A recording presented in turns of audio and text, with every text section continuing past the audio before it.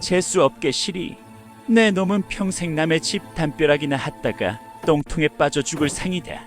지금 생각해도 그 늙은이의 독설은 내 뼈를 때리고 살을 애는 칼날 같았어. 땡전 한 푼 없는 거지꼴로 한양 바닥을 기어다니던 시절이었지. 사흘을 꼬박 굶어 백가죽이 등짝에 들러붙을 지경이었어. 눈에 뵈는 게 없어서 고기 굽는 냄새가 진동하는 기방, 화올루 앞을 서성거리고 있었는데 거기서 그 망할 관상쟁이 영감을 마주친 거야? 조선 팔도에서 제일 용하다는 백운 선생, 대감마님들도 줄을 서서 본다는 그 양반이 술에 꼬라서 나오다가 나랑 딱 마주쳤지. 나는 지푸라기라도 잡는 심정으로 바짓가랑이를 잡고 한마디만 해달라고 빌었어. 내 인생이 언제쯤 필지, 쥐구멍에 볕들 날은 있는지. 그런데 돌아온 대답이 고작 똥통에 빠져 죽을 상이라니.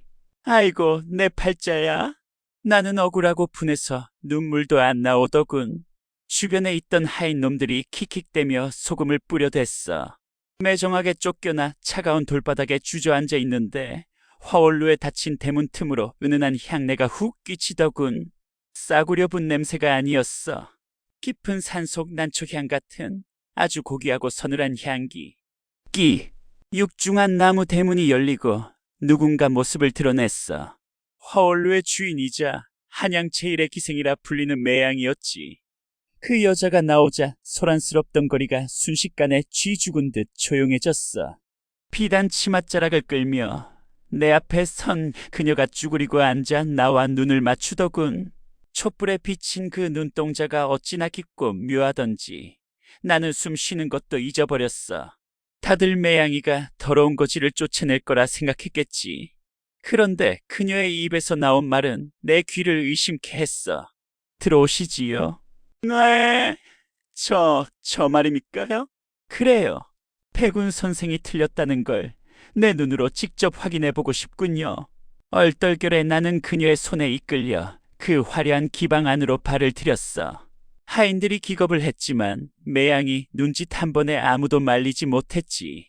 그녀는 나를 가장 깊숙하고 은밀한 방으로 데려갔어. 병풍이 둘러쳐진 방 안, 따뜻한 온기와 촛불의 일렁임. 매양은 나를 자리에 앉히더니 대뜸 방문을 걸어 잠갔어.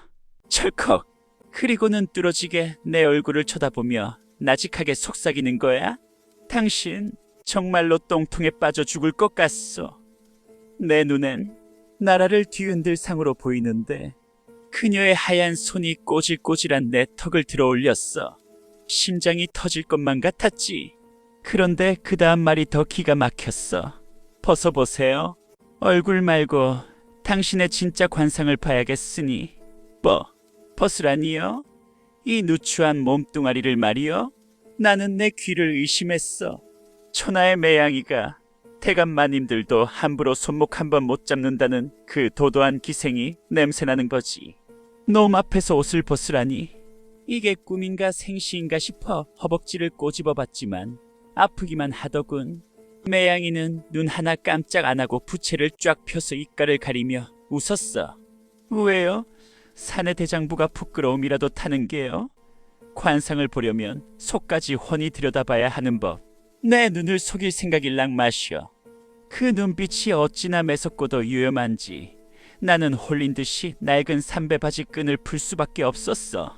10년 묵은 때가 덕지덕지 낀 저고리를 벗어 던지니 앙상하게 갈비뼈가 드러난 내 몸이 비단 병풍 앞에 덩그러니 놓였지. 쥐구멍이라도 있으면 숨고 싶은 심정이었어. 화려한 방 안의 풍경과 내 꼴이 너무나 비교가 됐으니까. 그런데 매양이의 반응이 묘했어.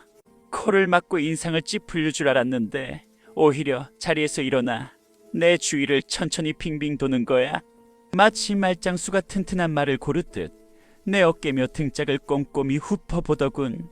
그녀의 치맛자락이 스칠 때마다 풍기는 짙은 난초 향기에 정신이 아득해질 지경이었어. 그러다 갑자기 그녀의 차가운 손끝이 내 등골을 쭉 타고 내려갔어. 나도 모르게 숨을 들이켰지. 척추를 타고 내려가던 손가락이 허리춤에서 딱 멈추더니 그녀가 나지막이 중얼거렸어. 백운 선생, 그 늙은이가 노망이 났지. 겉껍데기만 보고 알맹이를 못 봤어. 그게 무슨 말씀입니까? 당신 등뼈를 보시오. 이건 짐승의 뼈가 아니야. 거친 파도를 뚫고 승천하는 용의 등뼈용 꼴지.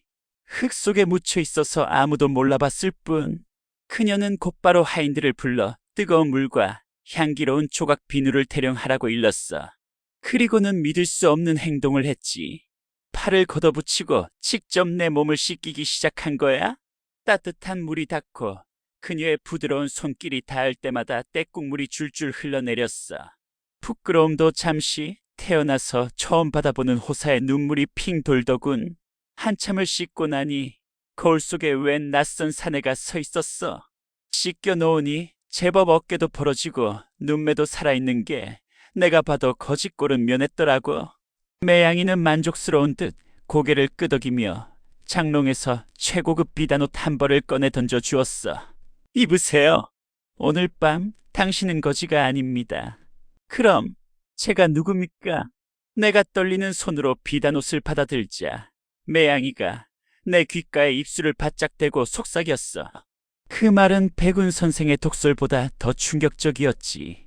지금부터 당신은 내 정인이자 한양에서 제일 가는 가짜 대감 노릇을 해야 합니다.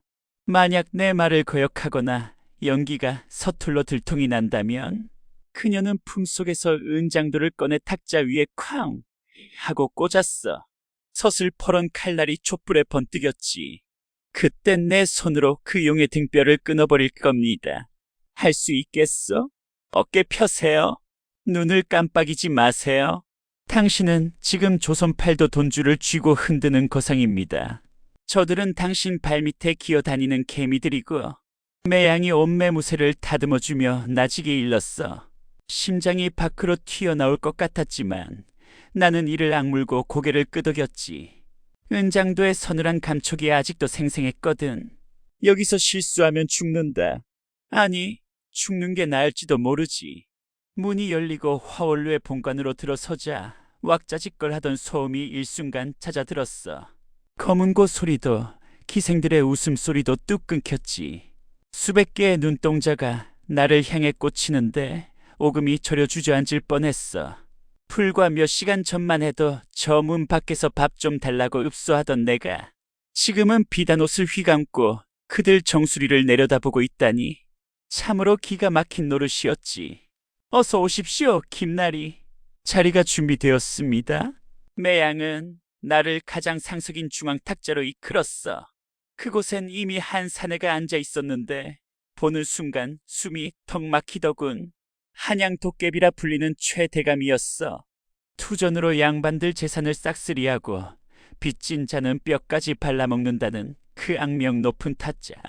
그가 삐딱하게 앉아 나를 훑어보았어. 낯선 얼굴인데 어디서 굴러먹다 온 놈인고? 말투부터가 시비였어. 나는 매양이 시킨 대로 짐짓 거만하게 코웃음을 쳤지. 북쪽에서 온 김가요. 한양 물이 좋다기에 놀러 왔더니 똥물만 가득하구려. 내 도발의 주변이 술렁거렸어. 최 대감의 눈썹이 꿈틀하더군. 그는 입에 물고 있던 곰방대를 탁 소리나게 내려놓더니 탁자 위에 쌓인 은전 더미를 내 쪽으로 훅 밀었어. 재미있는 놈이군. 그래, 판도는 좀 챙겨왔느냐? 나는 빈털털이었어. 등줄기에 식은땀이 흘렀지. 그때 매양이 품에서 묵직한 비단 주머니 하나를 꺼내 탁자 위에 쾅 내려놓았어. 짤그랑 맑고 청아한 소리.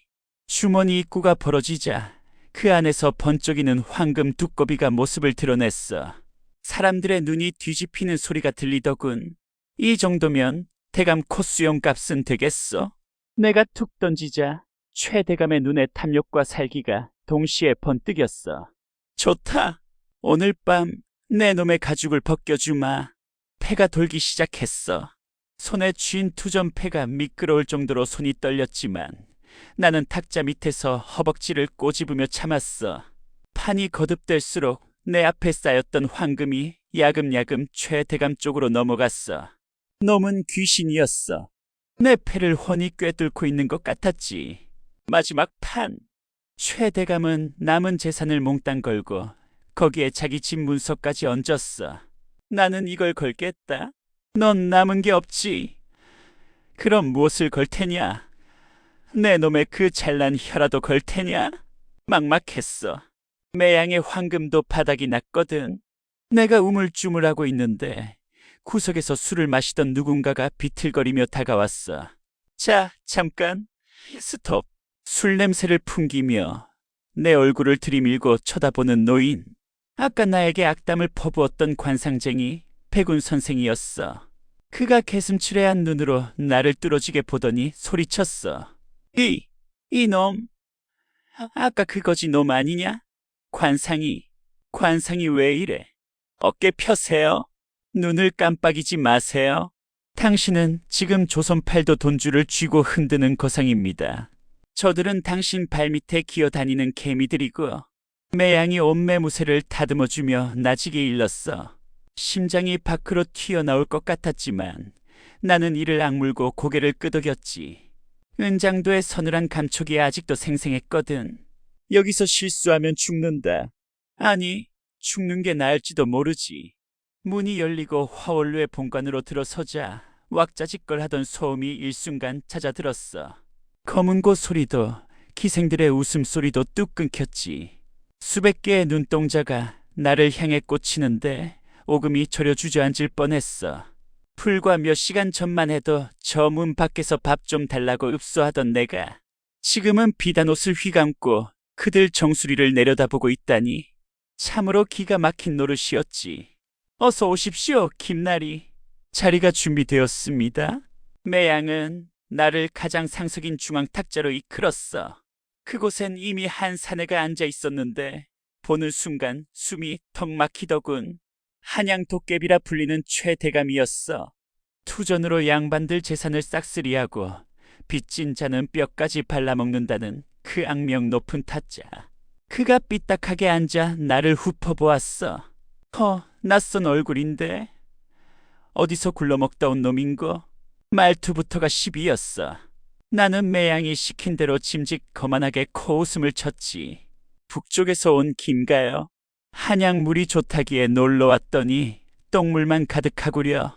내 도발의 주변이 술렁거렸어.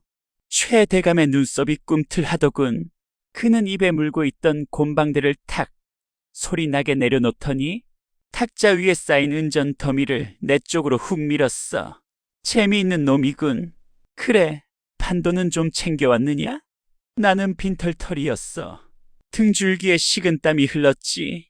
그때 매양이 품에서 묵직한 비단 주머니 하나를 꺼내 탁자 위에 쾅 내려놓았어. 짤그랑 맑고 청아한 소리. 주머니 입구가 벌어지자 그 안에서 번쩍이는 황금 두꺼비가 모습을 드러냈어. 사람들의 눈이 뒤집히는 소리가 들리더군. 이 정도면 대감 코수용 값은 되겠어? 내가 툭 던지자 최 대감의 눈에 탐욕과 살기가 동시에 번뜩였어. 좋다. 오늘 밤 내 놈의 가죽을 벗겨주마. 패가 돌기 시작했어. 손에 쥔 투전패가 미끄러울 정도로 손이 떨렸지만 나는 탁자 밑에서 허벅지를 꼬집으며 참았어. 판이 거듭될수록 내 앞에 쌓였던 황금이 야금야금 최 대감 쪽으로 넘어갔어. 놈은 귀신이었어. 내 패를 훤히 꿰뚫고 있는 것 같았지. 마지막 판. 최 대감은 남은 재산을 몽땅 걸고 거기에 자기 집 문서까지 얹었어. 나는 이걸 걸겠다. 넌 남은 게 없지. 그럼 무엇을 걸 테냐? 내 놈의 그 잘난 혀라도 걸 테냐? 막막했어. 매양의 황금도 바닥이 났거든. 내가 우물쭈물하고 있는데 구석에서 술을 마시던 누군가가 비틀거리며 다가왔어. 자, 잠깐.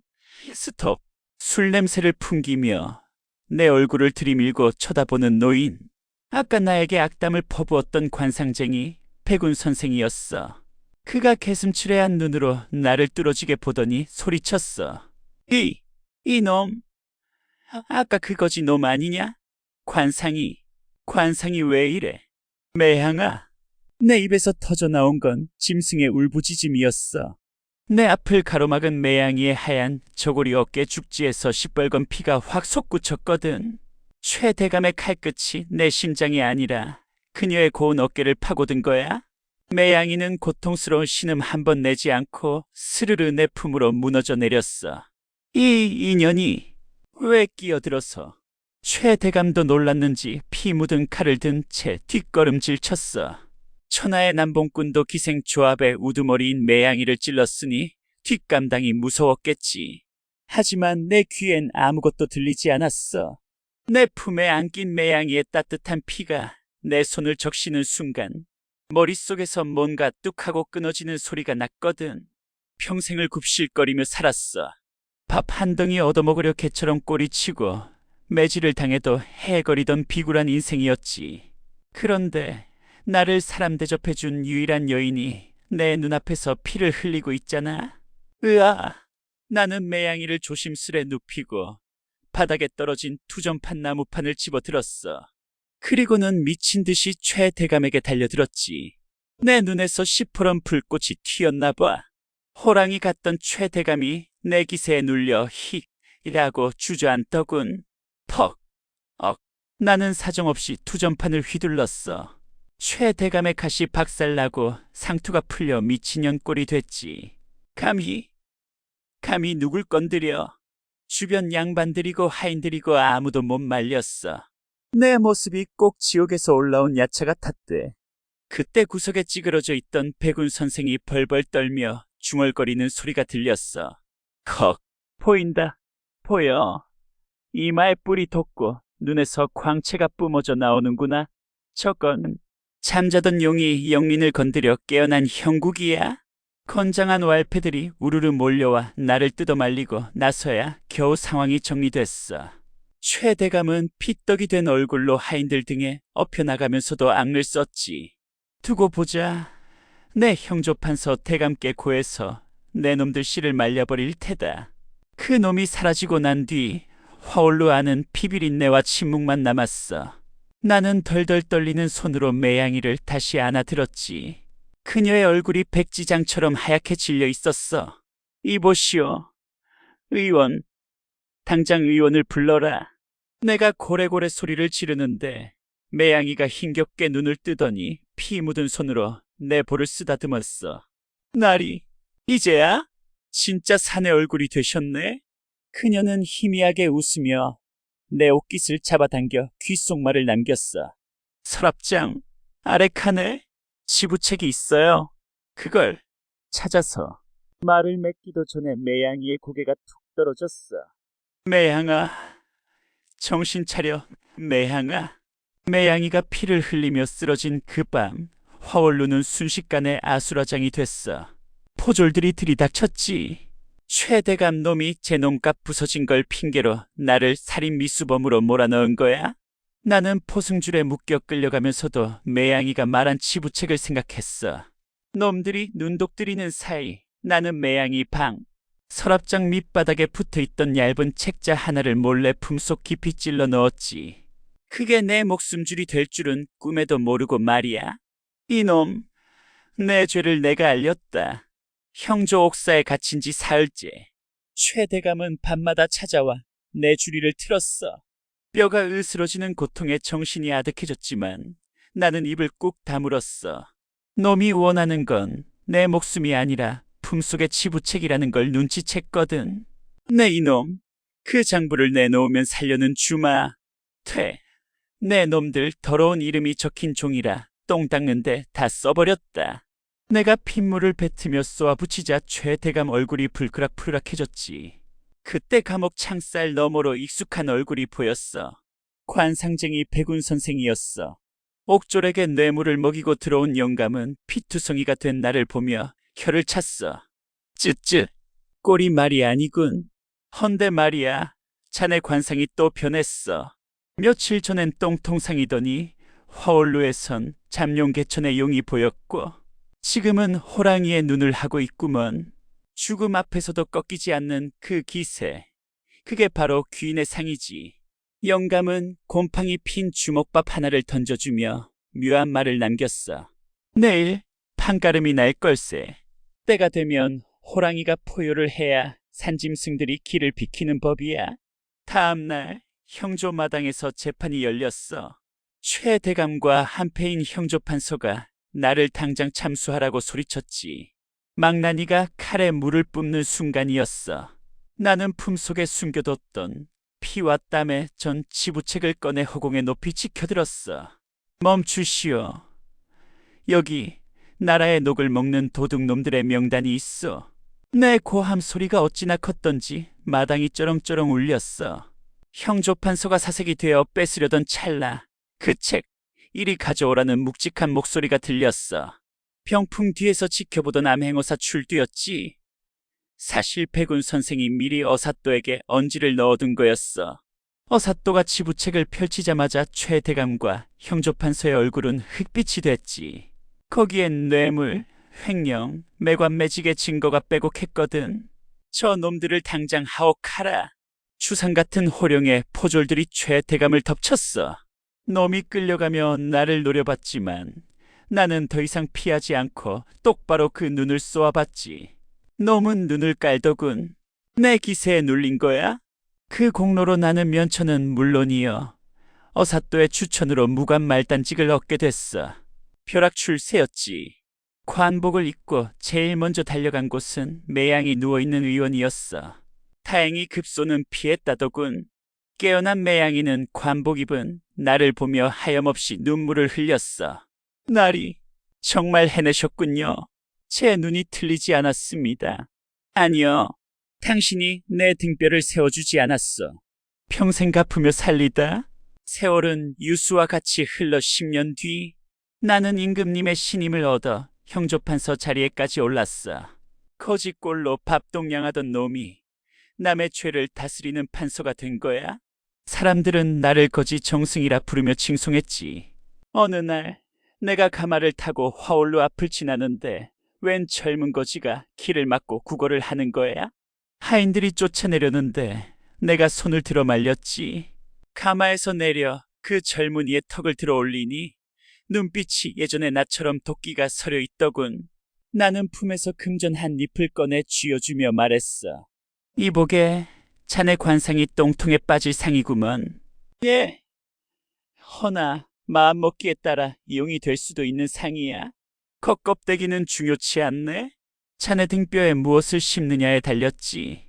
나는 껄껄 웃으며 다시 가마에 올랐어. 저 멀리서 늙은 백운 선생이 지팡이를 짚고 서서 나를 향해 고개를 숙이는 게 보였지. 그래, 팔자라는 건 타고나는 게 아니라 제 손으로 깎고 다듬어 만드는 것이었어. 오늘도 비단 이불에 누우면 문득문득 그날의 똥 냄새와 매양이의 분 냄새가 섞여서 코끝을 스치곤 해. 그럴 때면 나는 생각하지. 사람 팔자 정말 시간 문제라고.